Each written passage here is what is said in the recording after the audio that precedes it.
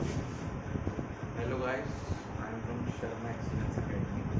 तो basic accounting ये एक 11th की क्लास की अकाउंट की वीडियो है। इसमें हम बेसिक अकाउंटिंग टर्म्स पढ़ेंगे 11th की। ठीक है, बहुत ज़्यादा डिमांड आ रही थी लोगों की कि एक क्लास 11th की डालो, तो 11th की क्लास है। बिल्कुल बेसिक बातें पढ़ेंगे। अकाउंट्स वैसे भी नया सब्जेक्ट है, समझ में नहीं आता लोगों को। ठीक है, और देखो हम ना लाइव चालू कर रहे हैं। अगर मेरे को 50 सब्सक्राइबर चाहिए मिनिमम यूट्यूब पे, तो मैं आपको यूट्यूब पे लाइव आके फ्री में 1 महीने अकाउंट्स बताऊंगा, और तुम्हें डिफरेंस तब पता चलेगा कि बाकी क्या पढ़ा रहे हैं और मैं क्या पढ़ाऊँगा। तो बेटर है कि सब्सक्राइब और शेयर करें, अपने दोस्तों को भी करें, जेलसी हटा के सबको शेयर किया जाए और लाइक किया जाए। ठीक है, तो हम सबसे पहले आज अकाउंट्स पढ़ेंगे। अकाउंट्स होता क्या, मैंने देखो इतनी लंबी छोटी डेफिनेशन बुक में गिवन है। उसमें क्या गिवन है, अकाउंट्स क्या है। Accounting is an art of identifying, measuring, collecting, recording, classifying, summarizing, analyzing and communicating financial information to the user। ये मेरे भी समझ में नहीं आ रही, तुम्हें भी नहीं समझ में आई। ये तुम जब पूरी अकाउंट्स कर लोगे ना, उसके बाद समझ में आएगी ये है क्या। तो सिंपल भाषा में पता है क्या account, system of recording business transaction. ठीक है, इसको हम लिख लेते हैं as a business transaction. Business transactions क्या मतलब, जैसे मैंने कैश लिया मोहन से। ठीक है, क्या किया मैंने, कैश लिया मोहन से। तो हम कैसे लिखेंगे, कैश रिसीव। इंग्लिश भाषा में कैसे लिखेंगे, कैश रिसीव्ड फ्रॉम मोहन। ठीक है, इंग्लिश लैंग्वेज तो सबको आती है, उसमें क्या लिखोगे तुम, कैश रिसीव्ड फ्रॉम मोहन। लेकिन अकाउंट्स में इसे जर्नल में कैसे लिखेंगे, cash account debit to Mohan. अब तुम ये सोचोगे ये हो क्या रहा है, ये कुछ नहीं, यही सिस्टम है। जो इंग्लिश लैंग्वेज में हम लाइनें लिखते हैं ना, उसको एक सिस्टमैटिक फॉर्म में एक रूल्स के अकॉर्डिंग हम लिखेंगे cash account debit to Mohan. तो हमें अभी डिटेल में सीखने की जरूरत नहीं है cash account debit to Mohan. हमें बस ये पता है कि सिस्टम है, ये क्या एक सिस्टम है, क्या किस चीज को रिकॉर्ड करने का, बिजनेस ट्रांजैक्शन को। ताकि मैं इंग्लिश में ऐसे बुक ही लिखता चले जाऊंगा, तो एक सिस्टमाइज तरीका हो जाएगा, जिससे मेरे को ना एंड में सब पता चल जाएगा कि मेरे बिजनेस में मैंने किससे पैसा लिया है, और शॉर्ट फॉर्म में, समराइज्ड फॉर्म में सारी चीजें निकल के आ जाएगी। तो अकाउंट्स क्या है, अगर मैं सिंपल वर्जन में पूछूं, इस पूरे डेफिनेशन को अभी याद करने की जरूरत नहीं है। हाँ, मैं एक बार ही तुम्हें एक्सप्लेन कर दूंगा ताकि तुम्हें मेरी नॉलेज पे चले। लेकिन हमारा क्या है, सिस्टम ऑफ रिकॉर्डिंग अभी के मेन क्या है, ये एक कुछ नहीं है, बस एक सिस्टम है किसको रिकॉर्ड करने का, बिजनेस ट्रांजैक्शन। अभी मैं दिखाता हूँ कैसे सिस्टम है। एक तो मैंने एक एग्जांपल दिया, ये तो जर्नल बनाई थी मैंने। अगर किसी बच्चे ने जर्नल चैप्टर पढ़ा हो, मेरी शक्ल आ रही है। बिजनेस ट्रांजैक्शन होता क्या, लेन देन, जैसे cash received from Mohan, Mohan से कैश रिसीव्ड किया गया, ये एक बिजनेस ट्रांजैक्शन है जिसे एक्चुअली में मनी में मेजर करते हैं। अच्छा, मेरी फाइट हुई मोहन के साथ, आई फॉट विद मोहन, ये कोई बिजनेस ट्रांजैक्शन नहीं है, इसको मनी में रिकॉर्ड नहीं कर सकते। मैंने रेंट पे किया घर का, ये क्या है, एक बिजनेस ट्रांजैक्शन है, इसको रिकॉर्ड करेंगे। जो भी चीजें मनी में मेजर करेंगे वो किस में आएगी, इसमें हम रिकॉर्ड करेंगे अकाउंट्स में, और वो भी बिजनेस से रिलेटेड। अब जैसे मुकेश अंबानी अपने बेटे की शादी करा रहा है, वो उसके बिजनेस से रिलेटेड थोड़ी है, वो अपने अकाउंट्स में एक्सपेंसेस थोड़ी डालेगा, वो तो पर्सनल एक्सपेंस है उसका। तो वो शादी बिजनेस से रिलेटेड नहीं है उसके बेटे की। ठीक है, तो वो बिजनेस एक्सपेंस नहीं है। यहाँ पे मैं कह रहा हूँ बिजनेस ट्रांजैक्शन जो सिर्फ बिजनेस से रिलेटेड होगी। ठीक है, रेंट मैंने घर का पे किया, वो भी वैसे बिजनेस नहीं है। रेंट मैं ऑफिस का पे करूंगा जिसमें मैं काम कर रहा हूँ, वो बिजनेस ट्रांजैक्शन है। चलो कोई नहीं, अभी और एग्जाम्पल्स पे आते हैं, आगे बढ़ते हैं। तो बिजनेस ट्रांजैक्शंस को रिकॉर्ड करने का तरीका क्या होता है, अकाउंट्स। ठीक है, अकाउंट्स बिजनेस ट्रांजैक्शन को रिकॉर्ड करने का तरीका। अब होता क्या है, जैसे एक एग्जांपल लेते हैं, कैपिटल क्या होती है, amount invested by the owner. मान लो मैं रिलायंस इंडस्ट्री का मालिक हूँ, मुकेश अंबानी। मैंने सबसे पहले पैसा लगाया होगा कंपनी को स्टैब्लिश करने में, लेकिन वो जॉइंट स्टॉक कंपनी है, हम इतनी डिटेल में नहीं जा रहे, छोटी सी। जैसे बैलेंस शीट है, देखो यहाँ से आ रहा है पैसा, तुम इस पे फोकस करना, यहाँ पे आ रहा है पैसा और यहाँ लगाया जा रहा है। जैसे मुकेश अंबानी रिलायंस इंडस्ट्री का, यार सोचो कोई और छोटे मोटा ले लेते, मैं क्लोथ का काम कर रहा हूँ, क्लोथ की एक शॉप खोल रहा हूँ, रेडीमेड क्लोथ बना के बेच रहा हूँ। ठीक है, तो मैन्युफैक्चरिंग कर रहा हूँ। ठीक है, तो तो मैं मुकेश अंबानी छोड़ो, मेरा नाम वैसे दीपक है, तो मैं दीपक हूँ, ठीक है। तो मैंने पैसा बिजनेस पे लगाया। अब मैंने क्या करना होगा, पैसा क्यों लगाऊंगा मैं बिजनेस पे, मेरे को कैश चाहिए होगा बिजनेस पे। सबसे पहले मैं दुकान लूंगा, ठीक है, शॉप लूंगा बिजनेस पे पैसा लगा के। तो मान लेते हैं कि मैंने 1 करोड़ पैसा बिजनेस में लगाया, या और ज्यादा ले लें 10 करोड़ लगाया, ठीक है, क्लोथ का काम करने के लिए 10 करोड़ पैसा लगाया। तो ये जो मैंने पैसा लगाया 10 करोड़, ये किसके लिए लगाया होगा, ये देखो लायबिलिटी साइड है, वो बाद में जाएंगे, बस इधर देखो 10 करोड़ कैपिटल इन्वेस्ट किया। तो जो पैसा ओनर ने बिजनेस में लगाया उसे सिर्फ कहते हैं कैपिटल, और कोई बात ही नहीं है इसमें। और अच्छा, लायबिलिटीज क्या कहते हैं, amount owned by the business. Owned मतलब जो देना है, ओन्ड मतलब क्या होता है, किसने देना है, बिजनेस ने देना है। किसको देना है, बाहर वाले को। जैसे आउटसाइडर लायबिलिटी, मान लो मेरे को 10 करोड़ कम पड़ रहा है लगाने के बाद, तो मैंने क्रेडिटर्स से या बैंक लोन ले लिया, मान लो 5 करोड़ का, और क्या किया, 5 करोड़ का और लोन लेते हैं। तो अब देखो 10 करोड़ मैंने खुद लगाया, 5 करोड़ का मैंने लोन ले लिया, टोटल मेरे पास कितना पैसा आ गया, 15 करोड़ रुपए। अब 15 करोड़ का क्या करूंगा, अच्छा सा शोरूम या मैन्युफैक्चरिंग यूनिट खरीदूंगा, मतलब एक शॉप खरीदूंगा, बिल्डिंग और लैंड खरीदूंगा, लैंड भी लिख देते हैं यहाँ पे, लैंड एंड बिल्डिंग एक शॉप हो जाएगी, ठीक है। बिल्डिंग और लैंड ली मैंने 10 करोड़ में से, मान लेते हैं सबसे ज्यादा पैसा इसी में लग जाता है, 5 करोड़ की मैंने लैंड एंड बिल्डिंग ले ली। अब देखो स्विंग मशीन भी अच्छी अच्छी यूज करूंगा, इलेक्ट्रॉनिक, वो नहीं जो हाथ से चलती। तो मान लेते हैं मैंने 3 करोड़ की वो रखी, प्लांट एंड मशीनरी खरीद ली, उधर वर्कर्स भी रखूंगा, वो अलग बात है, ठीक है। तो मेरे 8 करोड़ इन्वेस्ट हो गए टोटल, कितने में से, 10 करोड़ में से। ये सिंपल भाषा में समझो, जैसे मैं बिजनेस करना चाहता हूँ क्लोथ का, 10 करोड़ मैंने लगाया, 5 करोड़ बैंक से लिया, फिर मैंने उसको प्लांट एंड मशीनरी क्या होती है, मशीनरी जो स्विंग मशीन वगैरह होती है, उसमें 3 करोड़ रुपए लगाए, और बिल्डिंग ली, शॉप ली, 5 करोड़ की बोली, ठीक है, टोटल 8 करोड़, और यहाँ पे मेरा अभी भी 15 करोड़ पड़ा। अब क्या होता है, अब मैंने कुछ, मैं माल भी तो लेके आऊंगा, माल मतलब क्लोथ लेके आऊंगा जो बना के, या तो मैं क्लोथ ही बना रहा हूँ, क्लोथ बना रहा हूँ तो धागा लेके आऊंगा, तो धागे से मैं क्लोथ बनाऊंगा। जैसे मान लो एक कॉटन का क्लोथ बना रहा हूँ मैं, ठीक है, तो कॉटन के क्लोथ बनाने के लिए धागा परचेज करूंगा, ठीक है। तो धागा मेरा स्टॉक हो गया, क्या, धागा मेरा 15 करोड़ में से 8 करोड़ मैंने खर्च कर दिए। अब धागे पे भी मैं खर्चा करूंगा, धागे पे मान लेते हैं मैंने 3 करोड़ खर्च कर दिया, ठीक है। 3 करोड़ किस पे खर्च कर दिए, धागे पे। धागा लेके आया 3 करोड़ का, उसके बाद मैं उसको और बना रहा हूँ। अभी भी मेरे पैसे बच गए, कितने, 15 करोड़ में से मेरे कितने इन्वेस्ट हुए, 11 करोड़, 4 करोड़ मेरे बच गए। 4 करोड़ जो बच गए वो मैं मान के रखूंगा कैश में डाल दिया मैंने, ठीक है। 4 करोड़ का मैं लिख लेता हूँ, 4 करोड़ नहीं लिखते अभी, हम लिखते हैं 2 करोड़ मेरे, 1 करोड़ कैश इतना रखना, वैसे रेट बढ़ जाएगी, हम लगते हैं बैंक में 2 करोड़ कैश बैंक, ठीक है। अभी भी मैच नहीं हुई। अच्छा, बैलेंस शीट जिन्होंने आगे पढ़ा होगा तो एसेट साइड लायबिलिटी के मैच हो। अच्छा, एसेट लायबिलिटी क्या है, तो दोबारा आते हैं हम अपने मेन पे। तो कैपिटल क्या थी, जो ओनर ने लगाई, जो मैंने बिजनेस में पैसा लगाया। अब आते हैं लायबिलिटीज पे। लायबिलिटीज क्या होती है, amount owned by the business, मतलब जो देना है बिजनेस ने। बिजनेस क्या, मैंने अपनी कंपनी का नाम रख लिया, मान लो डी कंपनी, अच्छा डी डाउट भी हो जाएगा, चलो कोई नहीं, डी एंड शर्मा, ठीक है, मैन्युफैक्चरिंग यूनिट, ठीक है, मैन्युफैक्चरिंग यूनिट। अब ये बिजनेस है, क्या ये बिजनेस की है ना। अब बिजनेस की लायबिलिटी साइड में क्या आती है, देनदारियां, इसको हिंदी में क्या कहते हैं, देनदारी।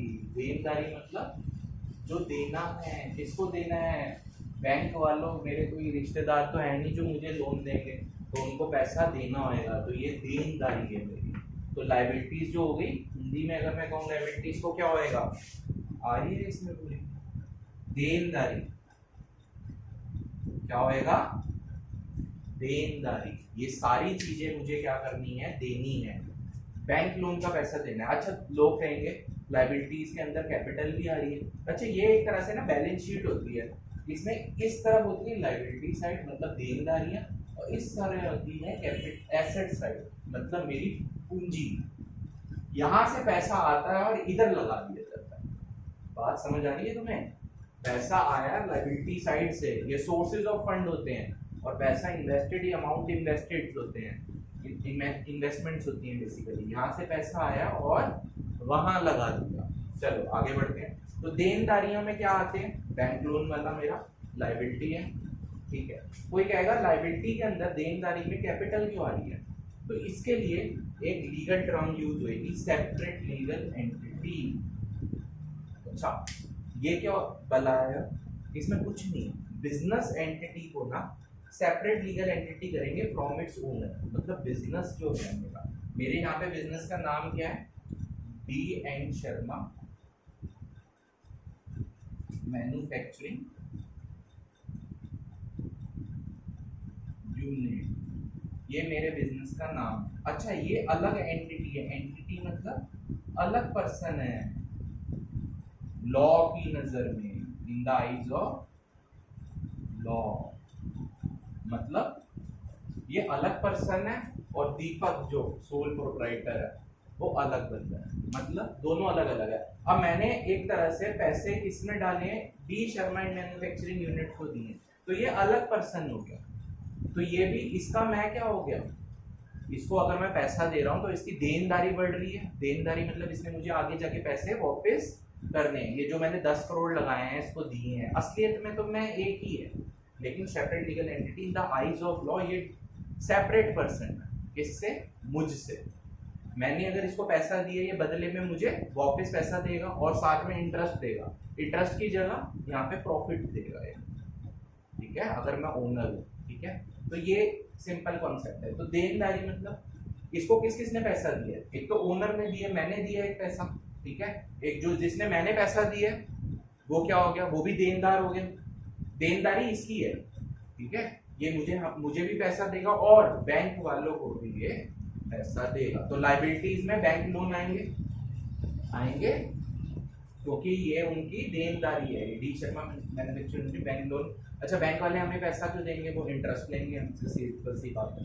तो ये बैंक वालों को भी पैसा वापस करेगा और मुझे भी, तो इस वजह से लायबिलिटी साइड में आ रहा है। अच्छा इस पे दोबारा और डिस्कशन करेंगे। अब आते हैं हम एसेट पे। एसेट क्या होता है? पैसा यहाँ से मैंने अभी तुम्हें बताया था 10 और 15, 5 करोड़ मेरे पास आया टोटल। कितना हो गया? 15 करोड़। इसमें पूरा आ रहा है 15 करोड़ पूरा आ गया। 15 करोड़ में से मैंने 3 करोड़ की प्लांट एंड मशीनरी ली। सबसे पहले तो बिल्डिंग एंड लैंड लूंगा, मतलब ऑफिस टाइप जो भी मैन्युफैक्चरिंग यूनिट लूंगा। 3 करोड़ की मैंने प्लांट एंड मशीनरी ली, ठीक है।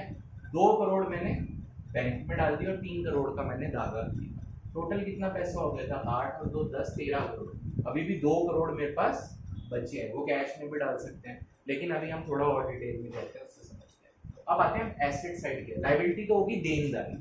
एसेट को मैं क्या कह सकता हूँ? ये हमारी क्या है? पूंजी है। एक्चुअली मैं डस्टर वर्क नहीं करता तो इस वजह से हमें ये थोड़ा करना पड़ेगा। तो एसेट क्या है? मेरी पूंजी। हिंदी में क्या कहेंगे? जमा पूंजी होती है ना, प्रॉपर्टी इंग्लिश वर्ड प्रॉपर्टी। अच्छा तो एसेट में property owned by the business. Business कौन था? बिजनेस का नाम किस तरह लिख देते हैं? D and Sharma manufacturing unit. D Sharma manufacturing unit कर दो, ठीक है। एसेट्स क्या है? Property owned by the business. Owned by the business D Sharma के नाम पे प्लांट एंड मशीनरी होगी। डी शर्मा मैन्युफैक्चरिंग के यूनिट के नाम पे लैंड एंड बिल्डिंग होगी, ठीक है। टेंजिबल और इनटेंजिबल, ये क्या वाला है? टेंजिबल जिसको हम छू सकते हैं, ठीक है, टच कर सकते हैं। इनटेंजिबल जिसको हम टच नहीं कर सकते। अच्छा इनटेंजिबल भी एसेट होती है, हाँ, ठीक है। इनटेंजिबल कौन सी एसेट होती है? वैसे गुडविल होता है। अभी हम इतनी डिटेल में नहीं जा रहे, वो अलग गेम होएगा, वो नेक्स्ट क्लासेस में बताऊंगा, ठीक है। और एसेट वो होती है जिसकी वैल्यू भी हो, जैसे हम प्लांट एंड मशीनरी खरीदी, उसकी सेकंड हैंड में मार्केट में बेच सकता हूँ उसे। लैंड एंड बिल्डिंग को भी बेच सकता हूँ, वो तो बढ़ भी जाती है। स्टॉक आगे को भी बेच सकता हूँ, मतलब वैल्यू जरूर होनी चाहिए, ठीक है। मनी मेजरमेंट, जिसको मैं मनी में, जैसे देखो यहाँ पे सारी चीजों को मनी में मेजर किया और ये मुझे प्रेजेंट और फ्यूचर बेनिफिट देगी। प्रेजेंट में क्या, मैं इधर जाके काम कर रहा हूँ और फ्यूचर में मुझे ये पैसा कमा के देगी, ठीक है। तो ये होती है एसेट, ठीक है। और ये हमारे कंट्रोल, एक ऐड कर देते हैं, लेकिन कंट्रोल में भी, जैसे अब मैंने ये लैंड एंड बिल्डिंग खरीदी तो ये प्रॉपर्टी मेरे कंट्रोल में है, मैं कभी भी इसको बेच सकता हूँ ना। जैसे अब तुम्हारा घर होएगा, तुम्हारा घर तुम्हारा नहीं है, एसेट नहीं है तुम्हारी, तुम्हारे नाम तो रजिस्ट्री नहीं है ना उसकी, वो तुम्हारे पेरेंट्स के कंट्रोल में है, वो तुम्हारी पेरेंट्स की एसेट है। हाँ, अगर वो बिल तुम्हारे नाम पे कर दें तो वो तुम्हारी हो जाएगी। तुम्हारा कंट्रोल जिस पे होएगा वही तुम्हारी एसेट कहलाएगी। बाहर गाड़ियां पड़ी है लोगों की, वो तुम्हारी एसेट तो नहीं है ना, तुम्हारा कंट्रोल नहीं है उस पर, ठीक है। तो कंट्रोल होना भी बहुत जरूरी है और तुम्हें बेनिफिट भी देना चाहिए उसको, किसको, प्रेजेंट और फ्यूचर में। तो एसेट क्या है, सिंपल बात तो में बात करते हैं। एसेट है property owned by the business, यहाँ पे हम बिजनेस की बात कर रहे हैं, इंडिविजुअल भी हो सकता है। अच्छा, उसमें क्या है, owned by the business, tangible और इंटेंजिबल भी हो सकती है, उसके बारे में डिटेल में बाद में चर्चा करेंगे। सम वैल्यू, वैल्यू अटैच होनी चाहिए, मनी में मेजर होनी चाहिए, ठीक है, मनी में मेजर होनी चाहिए। जैसे यहाँ पे 3 करोड़ 5 करोड़ दिख रहा है सब, ठीक है ना, बैलेंस बेच सकूं मैं, मनी में मेजर मतलब उसको मैं मेजर भी कर सकूं और फर्दर रीसेल भी कर सकूं, और 10% प्रेजेंट और फ्यूचर बेनिफिट भी दे सके तो, ठीक है। तो बस ये सारी बातें तो क्लियर हो गई होंगी, ठीक है। चलो आगे करते हैं हम डेटर। डेटर क्या होते हैं, डेटर पर्सन होते हैं जिसको ओज अमाउंट टू द एंटरप्राइज, जिसने पैसा देना होता है किसको, एंटरप्राइज को। और क्रेडिटर जिसने पैसा लेना होता है।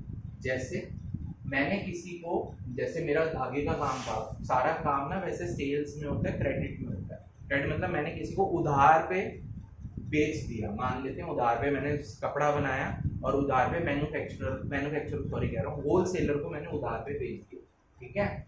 अब देखते हैं होलसेलर को कितने में बेचा, यहाँ पे कितने हुए थे, 8 10 13, मान लेते हैं मैंने 5 करोड़ का डेटर उधार पे बेच दिया। अब एक बात बताओ, मेरा रिश्तेदार तो हैंडलूम से उधार पे बेचूंगा, वो उसको मेरे को पैसा रिटर्न कर देगा। बिजनेस में ज्यादा से ज्यादा ट्रांजेक्शन्स क्या होती हैं, उधार पे होती है, ठीक है। उधार पे बेचा जाता है, उधार पे लिया जाता है।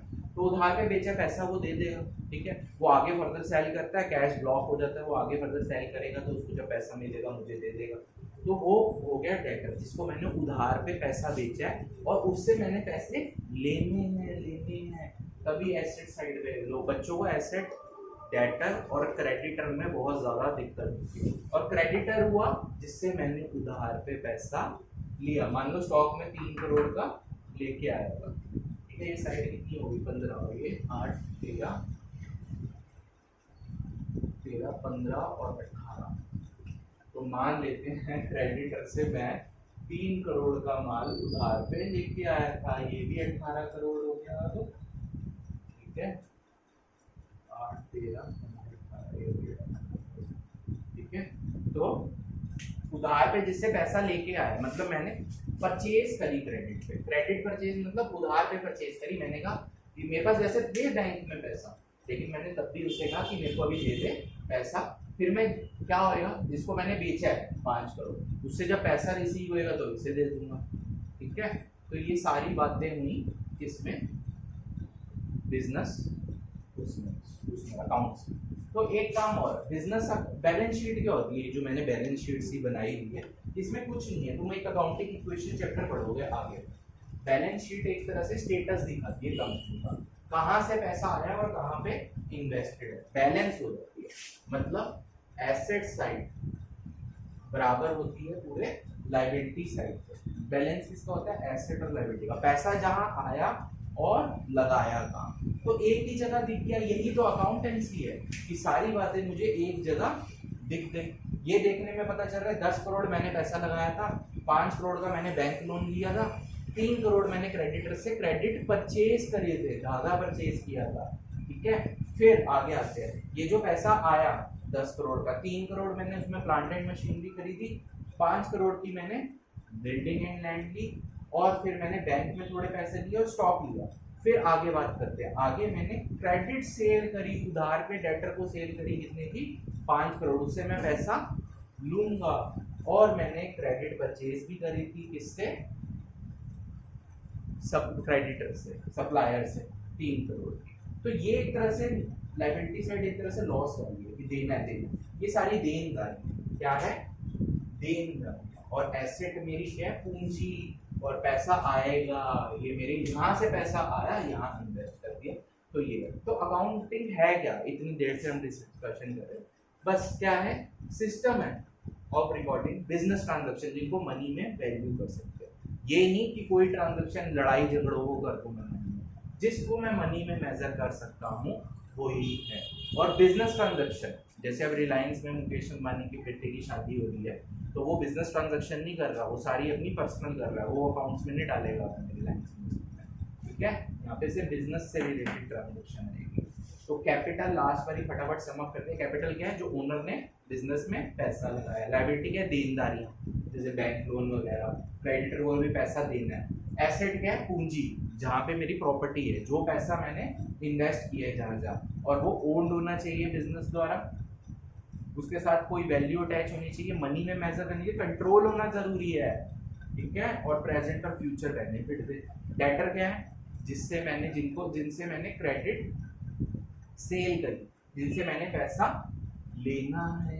डेटर मेरे लिए अच्छे बनते, गुड लोग, जिनको देख के मैं खुश हो जाऊंगा, ठीक है? और क्रेडिटर क्या है? जिनको मैंने पैसा देना। वो बैड तो नहीं कह सकते, जिनको मैं देख के भागूंगा और पैसा दुखी हो जाऊंगा। तो बस इसको समअप करते हैं। अच्छा सुनो, अब मेरी अकाउंट्स की जो क्लासेस है ना, वो मैं चाहता हूँ यूट्यूब पे लाइव फ्री में 1 महीना पढ़ाऊँ। उसके लिए तुम लोगों को 50 सब्सक्राइबर करने पड़ेंगे। ऐसे नहीं कर सकता मैं, लाइव नहीं आ पाऊंगा, ऐसे तो वीडियो डालता रहूँगा और कंटिन्यूटी भी नहीं रहेगी।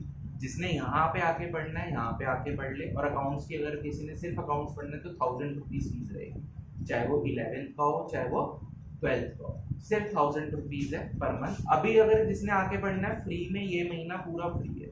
और घर पे बैठ के पढ़ना है, लाइव मैं यूट्यूब पे तभी आ सकता हूँ जब मेरे 50 सब्सक्राइबर हो।